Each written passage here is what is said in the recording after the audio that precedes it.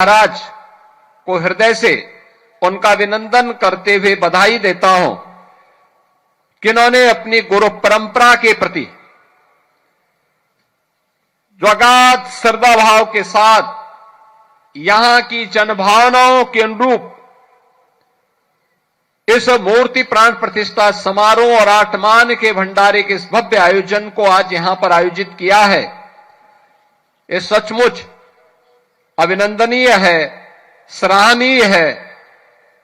और इस अवसर पर आप सभी पूज्य संतों का, श्रद्धालु जनों का मैं नाथ संप्रदाय की ओर से भी, योगी महासभा की ओर से भी हृदय से स्वागत करता हूं, अभिनंदन करता हूं। भारत की सनातन धर्म की आध्यात्मिक और सांस्कृतिक विरासत में नाथ पंथ भारत के प्राचीनतम उपासना विधियों में से एक है, जिसने जीवन के मूल्यों और जीवन को जीने के लिए सदैव एक नई प्रेरणा दी है, समाज को उसके साथ जुड़ने, उसके साथ मिलकर के आगे बढ़ने के लिए प्रेरित किया है। और यही कारण है बृहत्तर भारत में आप जहां कहीं भी जाएंगे, नाथ सिद्धों, योगियों की एक लंबी श्रृंखला, उनके मठ, उनके मंदिर, उनका धूना, उनके खो, इनके माध्यम से आपको एक लंबी श्रृंखला देखने को मिलेगी। उत्तर से दक्षिण, पूरब से पश्चिम, सर्वत्र फैले हुए धर्मस्थल सनातन धर्म के प्रति, उनके मूल्यों और आदर्शों के प्रति, नाथ पंथ की परंपरा की प्रतिबद्धता को भी प्रस्तुत करते हैं। बहनों और भाइयों, आज देश प्रधानमंत्री मोदी जी के नेतृत्व में एक भारत श्रेष्ठ भारत को अपनी आंखों से, भौतिक चक्षुओं से देख रहा है। भारत तेजी के साथ दुनिया में आगे बढ़ रहा है और ये हमारा सौभाग्य है कि 1000 वर्षों के अंदर दर्जनों पीढ़ियां चली गई।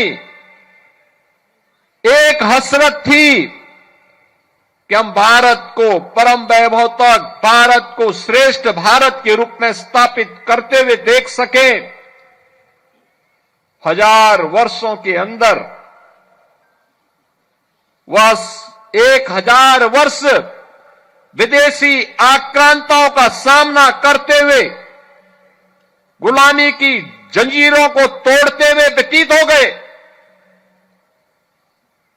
एक कालखंड ऐसा भी आया था जब लोगों ने मान लिया था कि गुलामी हमारी नियति बन चुकी है, अब हम इससे मुक्त नहीं हो पाएंगे। लेकिन भारत की चेतना, सुप्त चेतना ने अंगड़ाई ली, भारत फिर उठ खड़ा हुआ। आज स्वतंत्र भारत में आजादी के अमृत काल के दौरान भारत ने प्रधानमंत्री मोदी जी के नेतृत्व में जिस लड़ाई को आगे बढ़ाया है, जिस अभियान को आगे बढ़ाया है, हम सब भारतवासियों का दायित्व बनता है। किसी अभियान में भारत का भी और सनातन धर्म का भी कल्याण है। याद रखना, ये दोनों एक दूसरे के पूरक हैं। भारत का हित होगा तो सनातन धर्म का हित होगा, और सनातन धर्म का हित होगा तो भारत का हित होगा। दोनों अलग अलग करके नहीं देखे जा सकते। सनातन धर्म मजबूत होगा तो विश्व मानवता के कल्याण का मार्ग मजबूत होगा। सनातन धर्म की मजबूती के लिए भारत की मजबूती आवश्यक है।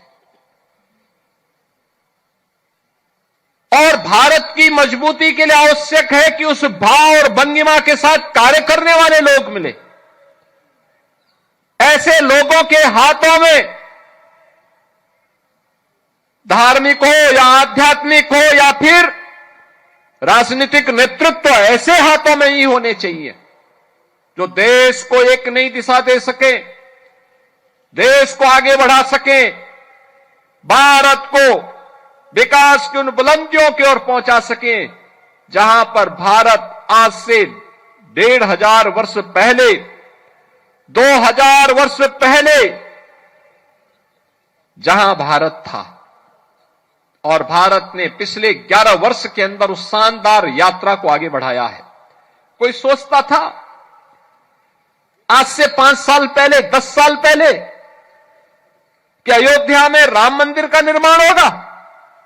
लोगों के लिए कल्पना थी। संघर्ष सनातन धर्मावलंबी करता था, लेकिन वो ये नहीं मानता था कि ये हो पाएगा। अच्छी सरकार चुनी गई, बन गया ना डबल इंजन की सरकार, डबल ताकत के साथ, डबल स्पीड के साथ कैसे बढ़ती है। गुलामी की बेड़ियां तोड़ डाली गई, गुलामी के ढांचे नष्ट हो गए। अयोध्या